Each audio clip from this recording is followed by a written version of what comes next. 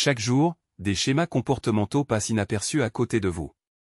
Des gestes innocents, des regards banals, un silence que vous acceptez, des compromis que vous justifiez. Mais sachez qu'à chaque manifestation de ce genre, quelque chose se brise en vous. Pas de manière éclatante, pas immédiatement, mais insidieusement, comme une érosion invisible qui ronge votre esprit. Carl Jung, le visionnaire des profondeurs de la psyché humaine, nous en a avertis.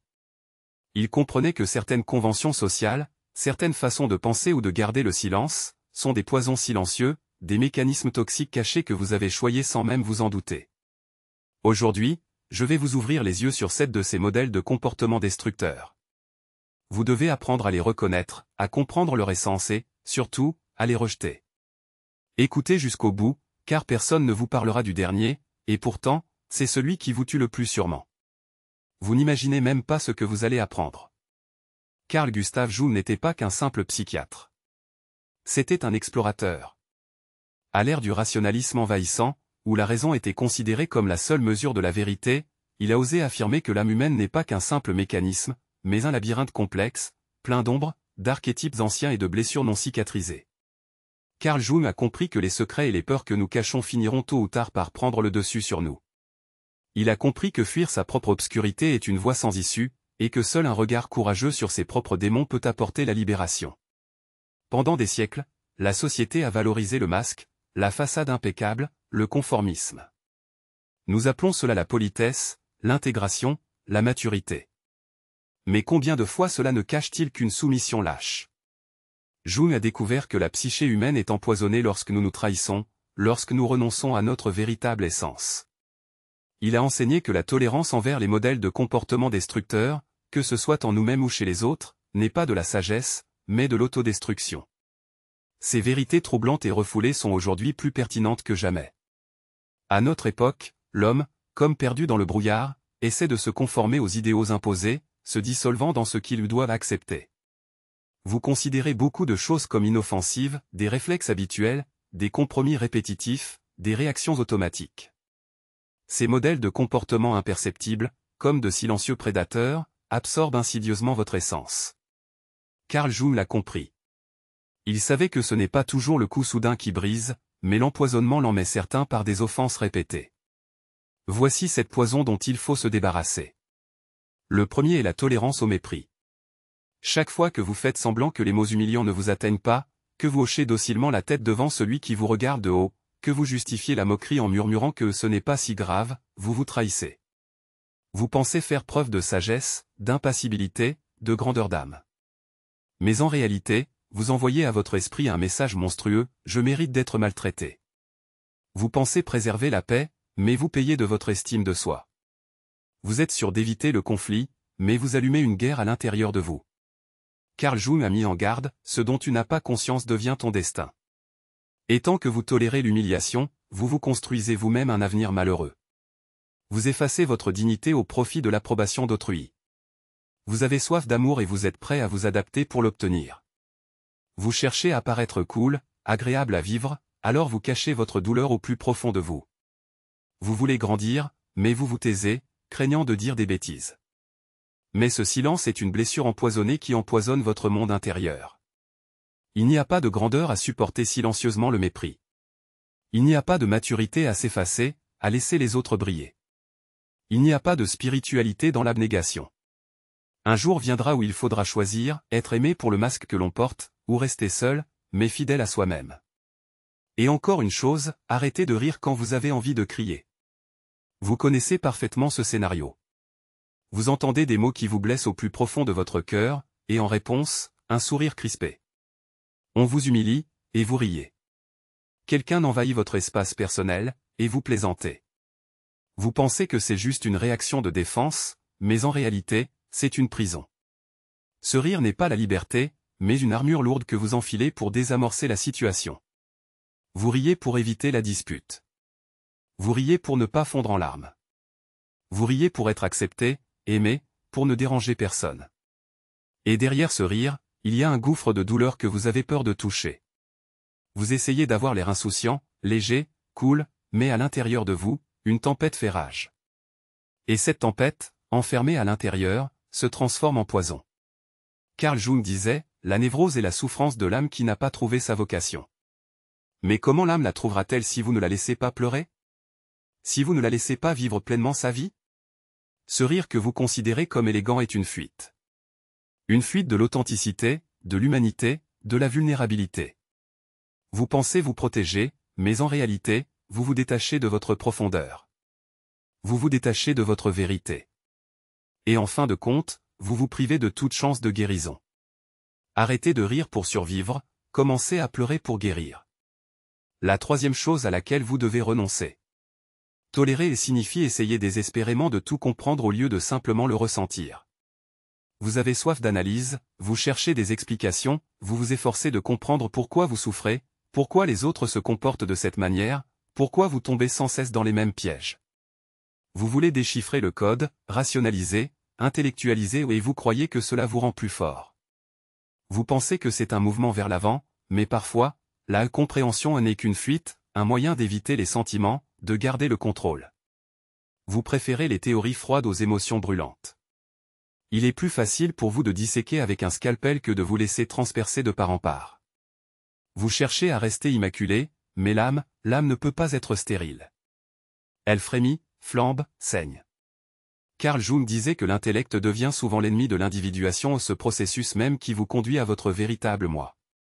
Et pendant que vous analysez, vous restez à l'écart de ce chemin. Pendant que vous observez votre douleur de loin, vous ne la laissez pas guérir. Vous avez soif de connaissances, mais vous refusez obstinément de ressentir. Vous exigez des réponses, mais vous n'essayez même pas de donner votre. Posez votre front sur le sol, ressentez le silence dans lequel bat votre cœur. Vous vous cachez derrière les mots, vous fuyez ce cri insupportable qui jaillit des profondeurs de votre être. Et cette fuite, aussi habile qu'elle puisse paraître, est une trahison de vous-même. Il n'est pas nécessaire de comprendre quoi que ce soit. Il faut se laisser tomber. Se laisser frissonner. Restez seul avec ce que vous ressentez, sans essayer de le changer. Simplement être. Simplement ressentir. Simplement vivre cela. Et la quatrième chose que vous devez cesser de tolérer, ce sont les relations qui vous vident de votre vie. Vous vous accrochez à la loyauté, vous avez peur de faire du mal, vous vous accrochez à l'habitude. Partir est douloureux, c'est vrai. Vous vous persuadez qu'il n'y a pas de personne parfaite. Vous cherchez des excuses, des raisons, des arguments, mais au fond de vous, vous savez. Vous savez que ces relations vous blessent. Vous sentez que vous vous perdez. Vous marchez sur la pointe des pieds, vous pesez chaque mot, vous atténuez votre lumière, juste pour ne pas déranger. Et plus vous restez longtemps, plus vous vous éteignez. Comme disait Carl Jung. Là où fleurit l'amour, la soif de pouvoir s'évanouit. Et inversement, là où règne le pouvoir, l'amour s'évapore comme une brume matinale. Si dans une relation vous ne pouvez pas être vous-même, authentique, sincère, ce n'est pas une union, mais une cage dorée. Et cette cage, aussi luxueuse soit-elle, est une trahison de votre âme. Vous essayez désespérément de sauver une relation mourante, mais dans ce processus, vous vous perdez. Vous vous efforcez de maintenir une paix fragile, mais vous devenez une ombre, un fantôme invisible. Vous voulez continuer, mais à chaque pas, vous vous éloignez de votre propre essence. Il faut un courage immense pour briser ce cercle vicieux et partir. Mais il faut encore plus de courage pour rester, en sachant que vous mourrez d'une mort lente et douloureuse. Vous méritez des relations qui nourrissent votre âme, et non qui vous vident de toutes vos forces. Arrêtez de vous blâmer pour votre douleur. C'est le cinquième comportement que vous devez cesser de tolérer. Vous souffrez, et au lieu de la compassion, vous vous mettez en colère contre vous-même pour cette douleur. Les larmes coulent de vos yeux, et vous vous murmurez que vous exagérez. Votre cœur se brise en 1000 morceaux, mais vous vous persuadez que cela n'a pas le droit d'exister. Vous comparez vos blessures avec celles des autres, et vous arrivez à la fausse conclusion que vous n'avez pas à vous plaindre. Vous voulez être fort. Vous voulez être au-dessus de cela. Vous rêvez de sagesse, de détachement, d'invincibilité. La force que vous désirez trouver dans le monde extérieur n'est qu'un mirage. Comme disait Carl Jung, celui qui cherche à l'extérieur ne fait que rêver, et celui qui tourne son regard vers l'intérieur s'éveille. L'éveil commence par l'acceptation de votre douleur. Arrêtez de fuir ceux dont les blessures saignent. Embrassez votre douleur, non pas pour vous enfermer dans ses murs, mais pour la transformer en porte. La guérison ne vient pas par le déni, elle n'est quand vous vous permettez de ressentir. Vous n'êtes pas faible, vous êtes vivant tant que vous ressentez. Et la douleur, acceptée avec un cœur ouvert, devient sagesse, clairvoyance, clé de la transformation. La 6e chose que vous devez cesser de tolérer, c'est la croyance que votre silence protège le monde. Vous vous taisez, permettant au mal de prospérer. Vous vous mentez à vous-même, vous vous persuadant que ce n'est pas le moment, que tout n'est pas si grave, que cela passera tout seul. Mais votre silence vous tue. Vous avez peur que la parole blesse, mais votre inaction empoisonne tout autour. Ce que vous retenez se retourne contre vous. Ce que vous cachez s'installe en vous, dans votre épuisement, dans votre anxiété, comme un parasite. Carl Jung a un jour fait cette sage remarque, ce dont vous vous détournez à l'intérieur de vous, pousse à l'extérieur sous forme de destin. Et ce destin, vous le forgez avec votre silence. Ce n'est pas le manque de sincérité qui détruit les ponts dans les relations, mais la vérité cachée. Ce n'est pas l'authenticité qui blesse, mais l'absence de clarté. Il est vital pour nous d'apprendre à parler. Même quand les mots restent coincés dans la gorge, quand ils semblent fragiles comme le verre, quand ils sont loin d'être parfaits. Souviens-toi, ta voix est sacrée, tes mots sont guérisseurs, et le silence se transforme parfois en un poison mortel. Si mes mots ont trouvé un écho dans ton cœur, ne les garde pas enfermés. Abonne-toi, car ici, nous parlons de ce que la plupart préfèrent ne pas regarder en face. Et si tu cherches les mots pour exprimer ce qui te ronge en silence, tu as trouvé ta place. La 7e habitude dont il faut se débarrasser, c'est de porter le fardeau des autres. Tu portes les souffrances des autres, tu absorbes leur humeur, tu pardonnes trop vite, tu cherches des excuses à leurs actions. Tu essaies d'adoucir les angles, de guérir les blessures des autres, en pensant que c'est ça, l'amour. Mais ce n'est pas de l'amour, c'est de l'oubli de soi. Comme le disait Carl Jung, l'individuation, c'est la différenciation, la capacité à tracer une frontière claire entre soi et l'autre. Tu brûles du désir de guérir le monde, mais tu t'oublies. Tu aspires à comprendre tout le monde, mais tu finis par te dissoudre dans les autres. Tu as l'impression que refuser, c'est faire preuve de cruauté. Mais accepter tout, c'est mourir lentement. On ne peut pas porter le fardeau des autres. On ne peut pas corriger ce que l'autre refuse obstinément de voir. On ne peut pas se sacrifier en espérant qu'on finira par te remarquer. Il est temps de déposer les fardeaux des autres, de laisser l'autre seul avec lui-même, face à ses problèmes. Tu n'es pas fait pour être un refuge contre les tempêtes des autres. Tu es né pour être un feu, une lumière, une force. Et ce feu ne doit plus s'éteindre sous le poids d'une culpabilité qui ne t'appartient pas. Ce que je vais dire maintenant est généralement caché aux yeux. Ce sont des mécanismes secrets, des conflits intérieurs silencieux, des illusions modernes dont ton esprit se nourrit, sans même s'en rendre compte. Je veux te parler franchement, sans détour. Il sera question de ton ego, qui résiste désespérément à la guérison, de cette liberté illusoire, enchaînée par de vieilles blessures, de la lumière dont tu essaies de te protéger de la douleur, de l'ombre que tu refuses obstinément d'accepter, du gouffre béant entre tes désirs et tes attachements, et, enfin, de l'effondrement inévitable. Ce que tu vas entendre maintenant peut sembler douloureux, mais c'est le seul chemin vers la libération. Souviens-toi, l'ego ne cherche pas à guérir, son seul but est de survivre. Tu peux te convaincre que tu aspires à guérir, mais soyons honnêtes, le plus souvent, tu veux juste que la douleur s'apaise. Et ce n'est pas du tout la même chose. La guérison, ce n'est pas fuir la douleur, c'est s'y plonger. C'est l'effondrement des vieilles illusions.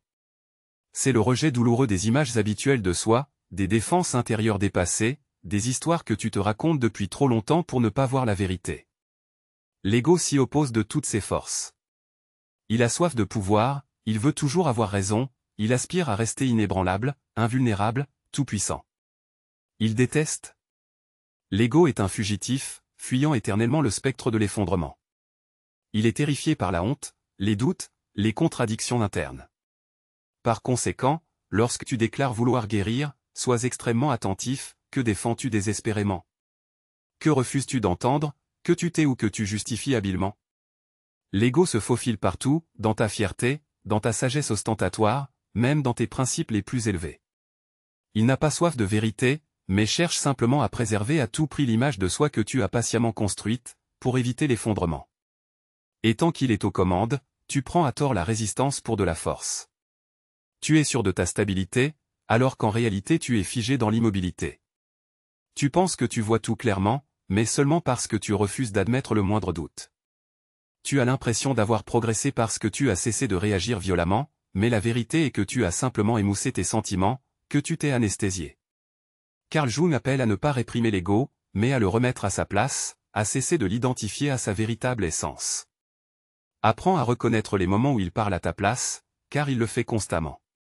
L'ego t'empêche de demander pardon, de reconnaître ta fatigue, de prononcer un simple « je ne sais pas ».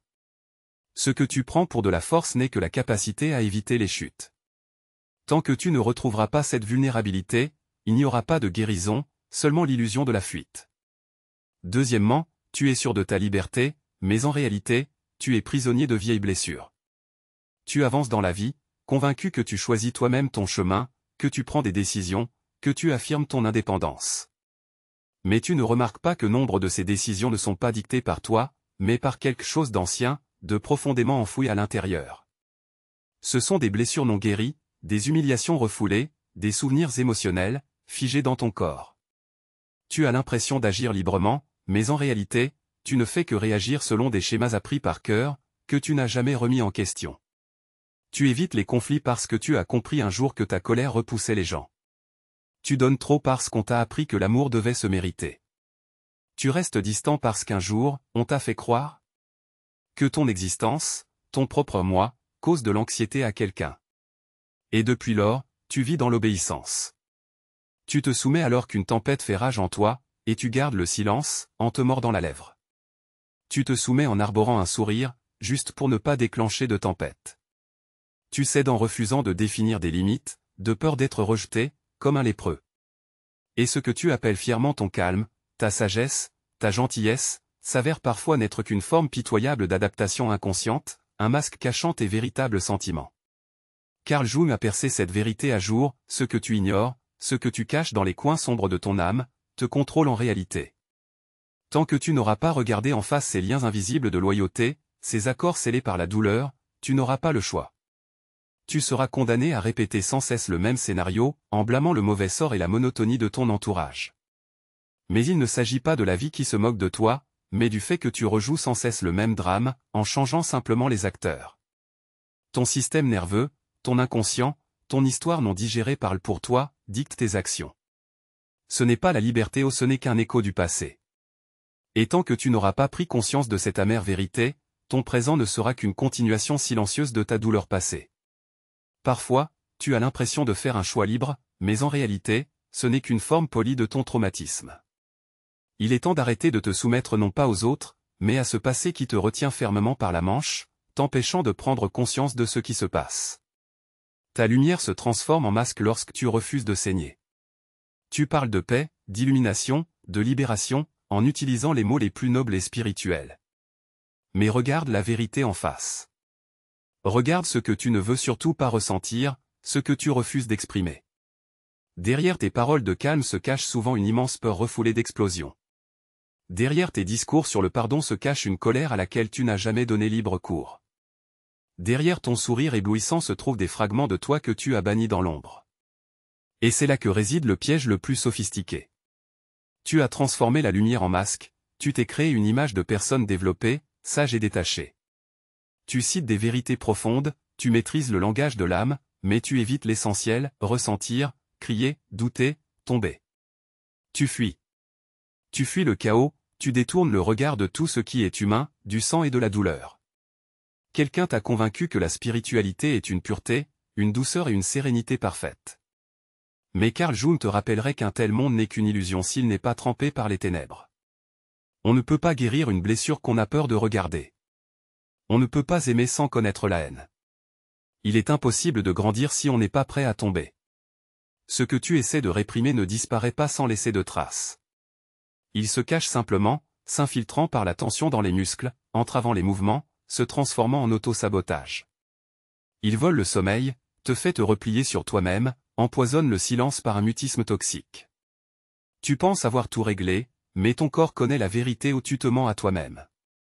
Ton regard se détourne quand on s'approche trop près. Ta voix tremble à peine effleurer quelque chose d'authentique. Tu n'as pas trouvé la liberté. Tu t'es simplement enfermé dans une cage raffinée, et tu appelles cette serrure la sagesse. Mais la sagesse ne fuit pas la douleur. Elle s'agenouille devant elle. Elle la regarde dans les yeux, l'écoute attentivement et tire une vérité de ses profondeurs. Tu as soif de briller? Apprends d'abord à connaître la douleur. Apprends à t'aimer, même en morceaux. Reste avec toi-même, ne fuis pas, ne te cache pas derrière des masques de spiritualité. Tant que tu auras peur de plonger dans les profondeurs, tu glisseras à la surface d'un monde mensonger. N'oublie pas que l'ombre que tu repousses finira tôt ou tard par parler pour toi. Tu crois naïvement que ce qui est rejeté disparaîtra. Qu'en ignorant les peurs, tu t'en débarrasseras. Qu'en cachant la jalousie, tu la vaincras. Qu'en réprimant la colère, tu éteindras sa flamme. Mais la vérité est que tout ce que tu refuses ne fait que se renforcer, devenir plus sournois et plus dangereux. Carl Jung appelait cela l'ombre. Et ce ne sont pas simplement tes défauts, mais ce que tu refuses de reconnaître comme étant tien. Ce que tu vois chez les autres, ce que tu condamnes en secret, ce que tu combats avec acharnement dans le monde extérieur, sans remarquer comment cela vibre en toi. L'ombre, c'est ton envie secrète, ton arrogance, dissimulée par l'humilité, et derrière elle une soif insatiable de pouvoir, masquée par une bonté ostentatoire. Tu te convains que tu as atteint l'illumination, uniquement parce que tu as appris à retenir tes impulsions. Mais l'ombre, cette entité furtive, agit sournoisement. Elle niche dans tes jugements préconçus, dans le silence glacial avec lequel tu punis, dans les accès de colère disproportionnés, dans ton désir d'ermitage. Elle parle de ta voix, appose sa signature sur tes relations, en érigeant un mur entre toi et ceux qui osent souligner ce que tu tentes désespérément de cacher. Et plus tu la nies avec véhémence, plus elle se renforce, en gagnant en indépendance. C'est elle qui te pousse à des ruptures soudaines, ne laissant aucune place aux explications. C'est elle qui vous pousse à éprouver une haine brûlante envers ceux qui vous ressemblent trop. C'est elle qui, tel un saboteur impitoyable, détruit tout ce qui vous est cher, vous laissant dans la plus grande perplexité.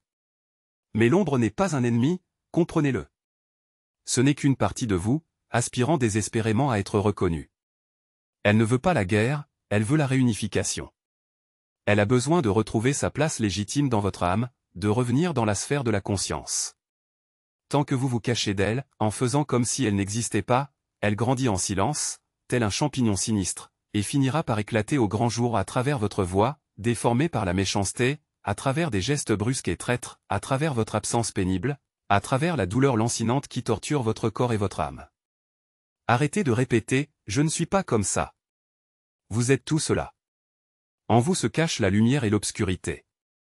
Et ce n'est qu'en reconnaissant cela que vous pourrez choisir consciemment votre chemin. Deuxièmement, vos désirs et vos peurs s'affrontent inévitablement. Vous parlez de votre aspiration au changement, vous le répétez comme un mantra. Vous aspirez à la guérison, à la libération, à vous rapprocher de la vérité. Vous dites que vous êtes prêt, mais dans le silence de vos actes, on entend autre chose. Vous convoitez la transformation, mais vous craignez les pertes qu'elle entraîne. Vous cherchez la clarté, mais vous vous détournez de l'évidence. Vous rêvez de liberté, mais vous vous accrochez à de vieilles chaînes qui vous offrent un confort habituel. Voilà le paradoxe. Vous vous précipitez en avant, mais vous ne voulez pas lâcher le fardeau du passé. Vous voulez vivre différemment, mais vous restez attaché au fil qui vous empêche de devenir vous-même. Carl Jung a eu une intuition, le conflit intérieur le plus destructeur est souvent caché aux yeux de tous. C'est la rupture entre le rêve et la peur, entre l'appel. Vous êtes déchiré entre la soif de vérité et l'attachement tenace à ce qui est familier. Vous désirez ardemment trouver la paix intérieure, mais en même temps, vous vous efforcez désespérément de conserver l'approbation de ceux qui vous ont autrefois appris à trahir vos propres idéaux. Vous aspirez à la lumière, mais vous craignez de perdre le respect des gens qui vous aiment pour le masque que vous portez.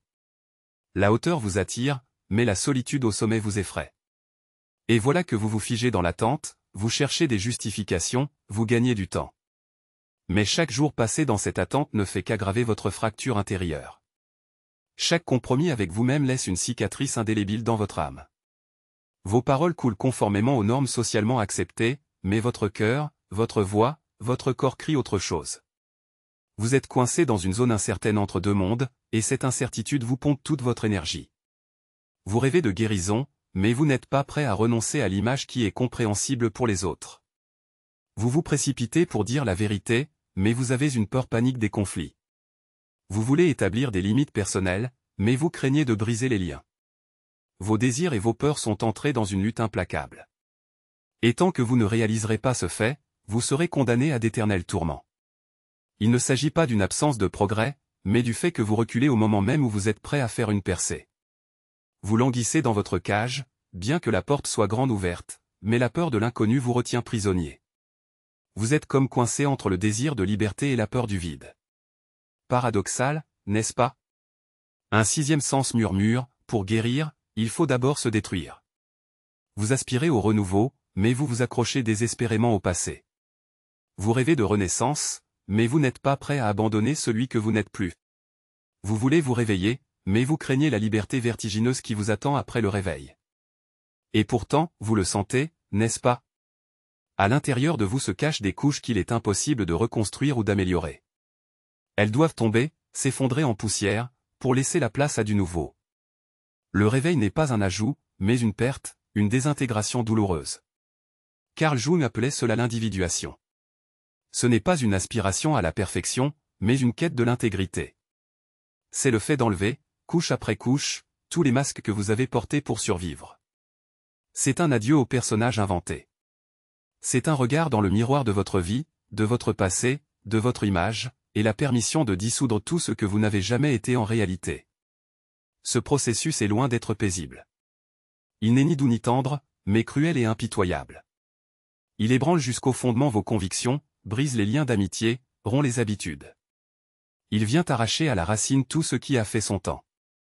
Et si vous aspirez à la guérison de toute votre âme, soyez prêt à traverser le feu. Ne pas le contourner, ne pas essayer de le rationaliser, mais entrez courageusement dans les flammes. La guérison ne viendra pas en méditant sur de belles citations, elle n'éclora pas en répétant des affirmations. Elle se produira lorsque vous cesserez de résister désespérément, lorsque vous lâcherez le besoin de tout comprendre, lorsque vous vous effondrerez à genoux face à l'incontrôlable. Au moment où s'échappera de vos lèvres un sincère « je ne sais plus, je n'en peux plus, je suis prêt », le véritable travail commencera. Non pas pour vous remodeler, mais pour vous accepter entièrement et complètement. Pour vous réconcilier avec qui vous êtes réellement, pour rencontrer votre vrai moi, au-delà de tous les rôles et attentes imposés. La destruction n'est pas une fin, mais une porte vers une nouvelle réalité. C'est une vérité impitoyable, qui met à nu l'essentiel. C'est un feu dévorant, qui consume tout ce qui est superflu, ne laissant que l'essentiel. Si tu rêves de t'envoler, commence par tomber, mais tombe consciemment, la tête haute, en étant présent à chaque instant. Car ce n'est pas une défaite, mais un retour triomphal.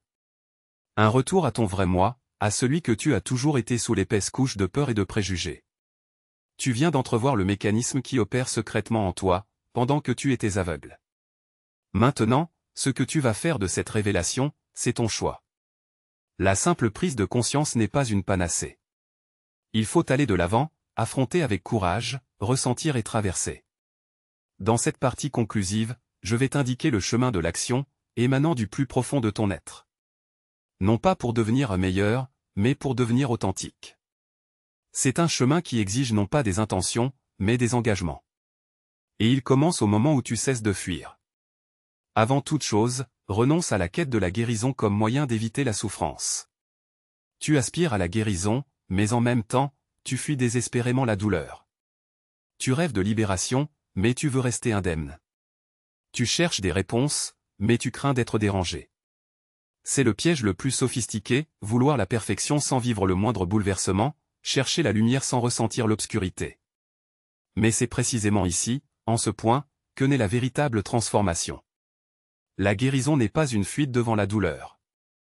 C'est vivre astérisque à l'intérieur astérisque de celle-ci. C'est la capacité de s'asseoir face à elle. C'est la capacité de rester seul avec elle, sans distraction, sans tentative de fuite, sans masque cachant le vrai visage. Tant que tu te contenteras de réparer ce qui te met mal à l'aise, tu ne changeras astérisque rien astérisque. Tu essaies en quelque sorte de rendre ta cellule plus confortable, mais la vraie liberté ne commence pas par là. Elle vient quand tu lâches prise sur tes sentiments, quand tu cesses de te cogner la tête contre le mur en essayant de tout expliquer. Permets-toi de te perdre dans le labyrinthe des émotions, ressens la rage, la fatigue, la déchéance. N'aie pas honte de cette tempête intérieure. Permets-toi de tomber au plus profond, laisse libre cours aux larmes, laisse le corps être parcouru de frissons. Ce n'est pas une preuve de faiblesse, mais un pas vers la transformation. Inutile de faire semblant d'être fort, il faut être honnête avec soi-même. Si tu veux aller de l'avant, commence par écrire tout ce que tu refuses obstinément de ressentir. N'essaie pas de réparer cela, reconnais-le simplement. Laisse les mots sortir, donne une voix à la douleur. Ne la juge pas, ne fouille pas dedans. Écoute simplement. Elle te dira où tu t'es trahi, où tu as coupé une partie de ton âme. Et ce jour-là, tu cesseras de courir après la guérison. Tu commenceras simplement à vivre. Et encore une chose, remets en question chacun de tes choix. Est-il dicté par ta vérité ou par ta douleur? Chaque jour, tu te trouves à la croisée des chemins. Tu décides de dire oui ou non, de partir ou de rester, de parler ou de te taire. Mais combien de ces décisions émanent réellement du plus profond de ton cœur? Ne permets pas à ton reflet, à tes peurs ou à ton passé de te dicter les règles du jeu. Cherche les réponses au cœur même de ton essence, dans la vérité nue qui vit en toi. Souvent, ce que tu prends pour une décision consciente n'est en réalité que l'écho d'anciennes blessures, la peur d'être rejeté, le besoin désespéré d'approbation, les souvenirs douloureux de trahison. Tu assumes trop de choses, juste pour ne pas décevoir les autres, de peur de voir dans leurs yeux une ombre de mécontentement. Et en même temps, tu refuses trop souvent, en érigeant autour de toi une forteresse imprenable, de peur de montrer ta vulnérabilité, ta véritable essence. Tu te caches derrière un masque de protection, au lieu de t'ouvrir au monde. Tu te fuis, au lieu d'avancer avec courage, en te persuadant que c'est là ton choix. Mais non, ce n'est pas toi qui choisis, c'est ton passé qui parle pour toi, qui te murmure à l'oreille ses conditions. Comme l'a judicieusement fait remarquer Carl Jung, ce que tu n'assumes pas te gouverne. Par conséquent, commence dès maintenant à remettre en question chacune de tes décisions, chacun de tes actes. Reviens sur ta journée chaque soir, comme vers un vieil ami, et demande-toi honnêtement, ce geste, cette réponse, ce silence, d'où viennent-ils? Du plus profond de moi-même ou d'une peur à laquelle je n'ai pas encore donné de nom? Ce regard, cette fuite, ce compromis, m'ont-ils rapproché de ce que je suis vraiment, ou m'en ont-ils éloigné? Tu ne trouveras pas toujours la réponse immédiatement, mais c'est là le début du chemin, le début du travail sur soi. L'essentiel n'est pas d'analyser sans fin chacun de tes pas, mais de créer en toi un espace, un sanctuaire intérieur, où tes choix seront dictés non pas par la douleur des blessures passées, mais par la voix de ton véritable moi.